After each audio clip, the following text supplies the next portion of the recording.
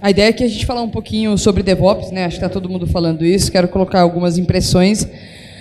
Acho que eventos como esse, o mais gratificante e enriquecedor é a troca de experiência, né? Então, a ideia é a gente tentar passar um pouquinho sobre isso. Bom, meu nome é Gabriela Dias, igual o Cris falou. Hoje eu trabalho na PagSeguro e venho de um background aí de muitos anos em carreira Linux e Unix. E eu acho que para quem veio dessa torre, migração para cloud e DevOps foi um processo um pouco natural aí. Então, desde 2014, por aí, eu já venho batendo bastante nessa ideia desse tema de DevOps. Eu gosto muito orgulhosamente, né, até porque eu vim de carreira Linux, e eu trabalhei 12 anos na For Linux, que é uma empresa de treinamento e consultoria no mundo open source. E lá atrás, quando eu entrei na For Linux, a gente demorava mais tempo convencendo o cliente que open source era algo extremamente eficaz, tão bom quanto qualquer outra solução. E depois de um tempo, isso foi mudando, né? Os clientes buscavam a For Linux porque sabiam da qualidade de tecnologias open source, e a gente só tinha que ir lá resolver o problema do cliente, não precisava ficar convencendo que a gente conseguiria resolver com isso. E eu acho legal porque DevOps, quando a gente fala de desenvolvimento ágil e DevOps, esses caras surgiram da base, né? Para mim, na minha ótica, a faísca de a gente estar aqui exatamente fazendo um DevOps Days, que o primeiro foi na Bélgica, né? Que abriu o mundo para esse tema, foi justamente lá em 2001 por causa do desenvolvimento ágil. Então, para mim, a faísca que permitiu nós estarmos aqui e empresas como o Gartner, depois de praticamente 10 anos, reconhecer que DevOps é uma estratégia, né, uma cultura, ok, mas é uma estratégia extremamente eficaz para empresas que querem se manter inovadoras, né, e competitivas no mercado. Eu acho isso algo muito bom de celebrar, porque mostra que é o chão de fábrica que sabe exatamente para onde as coisas têm que ir.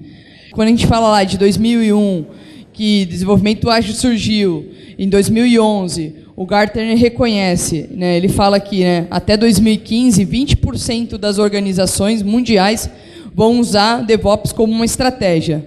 E que bom é que ele errou para baixo essa perspectiva aí dos 20%. E aí, se você percorre na história, né, na timeline aí, os outros anos, eu acompanho um relatório da RightScale desde 2013, falando um pouco da adoção de DevOps no mundo, né? E se você for olhar, a coisa foi crescendo ao tal ponto que lá em 2017, tanto o Gartner quanto a Forrester, que são empresas extremamente renomadas, mundialmente falando, de prever tendências, né, tecnológicas para o mundo como um todo, falando que 2018 era o ano de DevOps, né? E a gente sente isso até aqui no Brasil. A coisa virou um boom, as empresas começaram a reconhecer essa estratégia como uma estratégia eficaz, né? Nós que trabalhamos nessa área temos a vantagem, vamos dizer assim, de estarmos extremamente competitivos no mercado hoje, né? E o que é o dia de hoje, né? Existe essa afirmação do Gartner, né, que até 2022, 75% das iniciativas de DevOps irão falhar. E isso é extremamente preocupante, vamos dizer assim, ao mesmo tempo que eles reconhecem que é uma das estratégias, né, DevOps, Agile, SRE, tudo que a gente está embutido nessa sopa de letrinha. Se a gente fala que era o ano do DevOps, né, que é a melhor estratégia que uma empresa pode ter, principalmente na sua área de tecnologia, e aí você chega com uma afirmação, uma predição, vamos dizer, de que 75% dessas iniciativas vão falhar, é muito preocupante, porque talvez a gente esteja falando de DevOps, a gente esteja falando de agilidade, mas a gente não esteja focando no que problema que a gente quer resolver. Está todo mundo indo para DevOps, todo mundo fala de DevOps, e as empresas estão indo para DevOps, mas o que essas empresas, na hora que ela fala de DevOps, na hora que ela pensa em ter uma cultura DevOps, o que ela está tentando resolver? Essa coisa sai correndo, que está todo mundo indo para lá, é um negócio um tanto perigoso, né? E eu lá na PAG, uma das minhas grandes missões é fazer com que nós fiquemos dentro dos 25% que não vão falhar até 2022. E uma coisa importante, né, é que ele fala assim, falharão em atender as expectativas devido a problemas com aprendizado, que tem muito a ver, né, com a cultura, com a colaboração, né, e com a mudança organizacional. Até onde as empresas que estão querendo ir para uma cultura de DevOps, elas estão conseguindo, né, se estruturar de forma organizacional para permitir que essa colaboração aconteça. Eu acho que esse é um dos pontos ali, quando o Gartner faz essa afirmação, que é um ponto de atenção. Até onde a sua empresa, você, seu departamento, né, os times de tecnologia da sua empresa estão permitindo, né, ou estão construindo um ambiente que é possível ou que propicie o DevOps aflorar naquela empresa.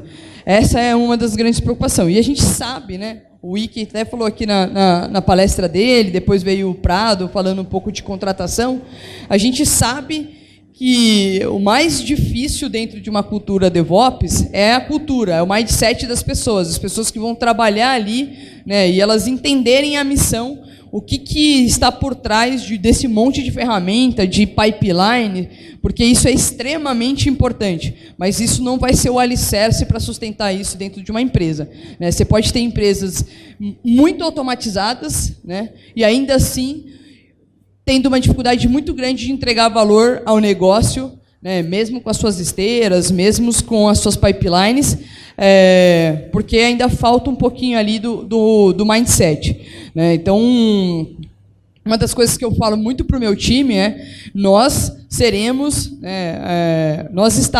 dentro desse 25% das empresas, das iniciativas que não vão falhar. Por quê? Porque dentro de uma estratégia de DevOps ou de SRE, dentro de uma companhia, né, é muito difícil você juntar 3 grandes mundos, que é a área de operações, né, infraestrutura, desenvolvimento e negócio. Mas se ninguém carregar esse chapéu da cultura, não vai acontecer, né? E aí, muito do que eu venho construindo ao longo das empresas que eu venho passando é que o meu time puxa esse chapéu. E não é muito fácil isso, porque às vezes você tem que abrir mão do ego, às vezes você tem que abrir mão de...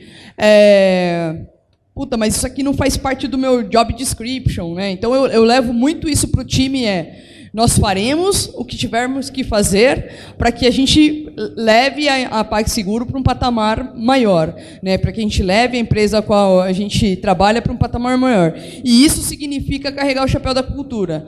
Então, a disciplina que a gente tem que ter, e eu levo isso dentro de casa, numa discussão, numa reunião, você lembrar que você que está carregando esse chapéu, o seu time está carregando esse chapéu, faz toda a diferença. Porque aí você tenta minimizar algumas coisas do tipo: o desenvolvedor podia fazer esse negócio. Ele podia. A gente também. Se a gente também pode, a gente vai fazer. E a gente vai chamar ele junto. E aí, de repente, ele vai querer aprender aquilo. E aí ele vai fazer depois. E a gente vai. Essas mudanças de cultura, né? Eu fico ali nos meus Slack da vida, pegando cada discussõezinhas dessa. Uma imagenzinha de Rex que coloca aqui, de braço curto ali, eu falo: nós vamos pegar. Mas a aplicação hoje não faz alguma coisa que precisa fazer manual. Então, nós vamos comer esse cocô. E enquanto tiver manual, nós vamos fazer. E nós vamos arrumar uma forma de automatizar isso. Porque se nós não dermos o primeiro passo, nós estaremos dentro dos 75% das iniciativas que vão falhar. Vou correr aqui. Quando a gente fala de DevOps, o Wick falou muito bem, né? Não tem uma empresa por trás, não é um framework, é uma cultura. Então, cada um tem uma interpretação, tenta adaptar para dentro da sua companhia, maturidade diferente. Então, tem N caminhos que te levam para o sucesso, mas tantos outros que te levam ao fracasso. Como é que você prospera, né? Como é que você faz essa jornada sem fracassar? Eu não tenho a resposta, né? Só vou falar, agora ela vai me dar a resposta, eu vou sair daqui e vou ter o sucesso na minha companhia. Mas existem alguns sinais que são importantes de a gente destacar. Né? Comece com práticas mais próximas de produção, né? Depois você lida com processos, colocar em fluxo e tal, né? Então, onde que a dor é mais aguda? Em geral, quando a gente fala de DevOps, a dor mais aguda é o que eu codo até onde aquele código entra em produção, que é basicamente o deploy. A gente fala muito de ferramenta, fala muito de pipeline, né? O case aqui do César com o Cid falou mais ou menos isso, né? A dificuldade que eles tinham, o desafio que eles tinham dentro do ambiente deles para conseguir fazer um deploy. E eles atacaram isso, fizeram de forma excelente. Então, comece por aí, ataque a dor mais aguda. É extremamente eficaz começar com ferramenta, porque a gente seria muito inocente, vamos dizer assim, né, de falar que a gente vai mudar a cultura de uma forma mágica dentro da companhia. Mas dá para você fazer pequenas coisas, né, pequenas guildas, promover alguns eventos dentro da empresa para que você comece a juntar, criar uma estratégia para mudar esse mindset dentro da companhia. Né. Isso aqui é um relatório da Puppet. O Puppet, desde 2013, ele lança um report chamado Report de DevOps. Né. Quem já viu esse report da Puppet? Tá? Uma lição de casa para você que não conhece, se você sair desse evento e baixar os 3 últimos anos, você vai estar muito bem informado sobre a iniciativa de DevOps. E aí você vai ver que não é porque você está aqui no Brasil que a coisa é difícil, porque todo esse relatório, ele basicamente não tem expressividade aqui na América do Sul. E ainda assim, é super difícil falar em cultura. Está um pouco borrado aqui, mas só para vocês entenderem, eles dividem ali maturidade em pequena, média e alta maturidade de evolução no DevOps. E mesmo que você pegue a alta aqui, né, quando a gente fala na parte de cultura, né, esses dois primeiros, que são os mais expressivos, é a cultura dentro do mesmo time ou de um departamento. Puta, estamos bem pra caralho dentro do mesmo time, graças a Deus, né? Porque se você não conseguir nem com o seu colega do lado, vai ser difícil. Mas se você pegar os outros dois ali, 19% e 9%, é o que é cross-time ou permeia a organização inteira. Então, mesmo as empresas que estão considerando alguns pontos dessa pesquisa com uma alta evolução no DevOps, a cultura ainda é uma dor quando a gente fala de cross. E quando a gente fala de cross, é o que a gente espera do DevOps, né? Que ele una as 3 grandes áreas ali: negócio, desenvolvimento e operação, mais focado no produto, no valor do negócio. Né? O outro lado é a mesma coisa, só que é em relação a compartilhamento. Né? A gente não tem uma receita de bolo para dar certo, mas também no relatório da Puppet tem algumas fases, eles chamam de steps, né, de nível que você poderia estar. E aí é muito legal quando ele fala, constrói sua base, né, o que de fato vai ser sua stack e o que de fato você quer resolver. Construa e fortaleça essa base. Né? Padronize a stack e fale a mesma língua. Tudo que a gente vem falando de SRE é muito nessa linha de você padronizar a língua de negócio, de dev, de operações, falando muito lá de SLO, SLI. Né? Invista em guides, né? Tenha padrões, porque você vai mais rápido, reduza a variabilidade. Né? Muito do sucesso do Google é de abstrair a maior parte da tecnologia, dando plataforma para a área de desenvolvimento. O cara fica preocupado muito mais com a regra de negócio de algo que ele está codando, do que qual é a ferramenta de CI que ele vai usar, qual é a ferramenta de mensageria que ele vai usar. Porque isso tudo entrega pronto, de forma abstraída para o desenvolvedor. Né? E aí você vai expandindo algumas práticas DevOps, automatiza tudo, até chegar num nível de maturidade que é o tal do self-healing. O que eu gosto de mostrar aqui é que, geralmente, iniciar, né, se você olhar aqui, ó, empresas dessa pesquisa que estão com baixa evolução em DevOps, que é aquele início, e as que estão em alta. Todo mundo meio que para no meio. Né? Então, a ideia é não desistir, né? Persista, porque não é fácil você chegar lá.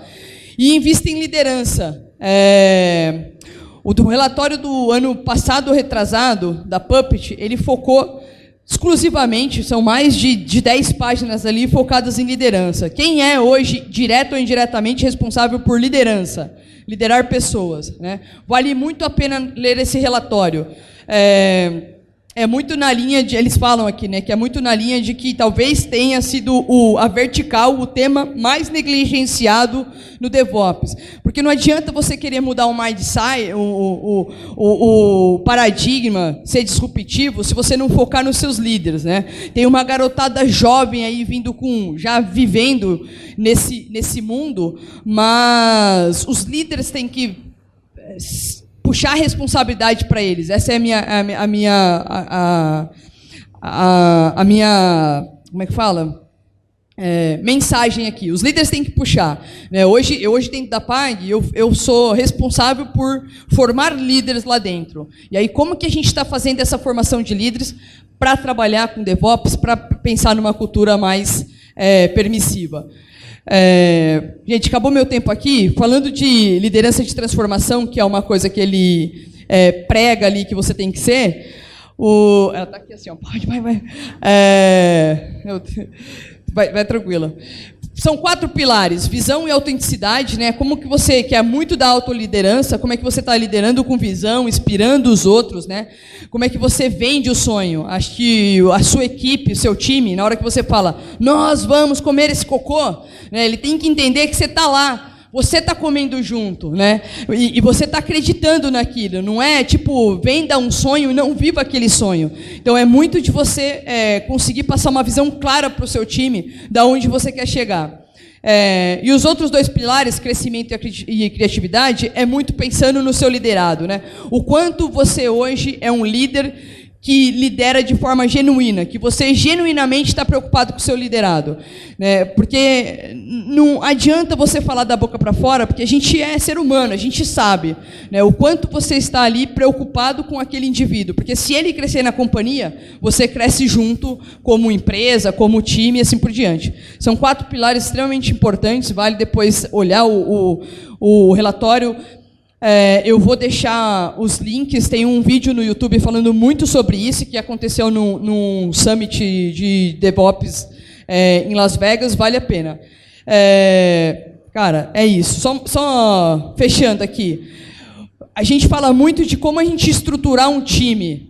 Puta, como é que eu vou estruturar um time? Se você olhar aqui, todas as empresas, não tem nenhuma porcentagem aqui que é como estão estruturados e para onde querem ir. Não tem nenhuma porcentagem que está predominante. Cada empresa está tentando fazer do seu jeito. Não tem um certo nem um errado. É um time de DevOps dedicado, é um DevOps dentro de times de desenvolvimento, não importa. O que chama a atenção aqui no relatório, que é esse circulado em azul, é para onde vocês querem ir. Vocês não estão assim, mas vocês querem ir. E unanimamente, se você olhar ali nas porcentagens, o modelo de SRE, você focado muito mais, plataformizar tudo, abstrair tudo e fazer células de produto, é o que está mais a tendência das empresas seguirem. Então, é um ponto de atenção aí. Obrigada.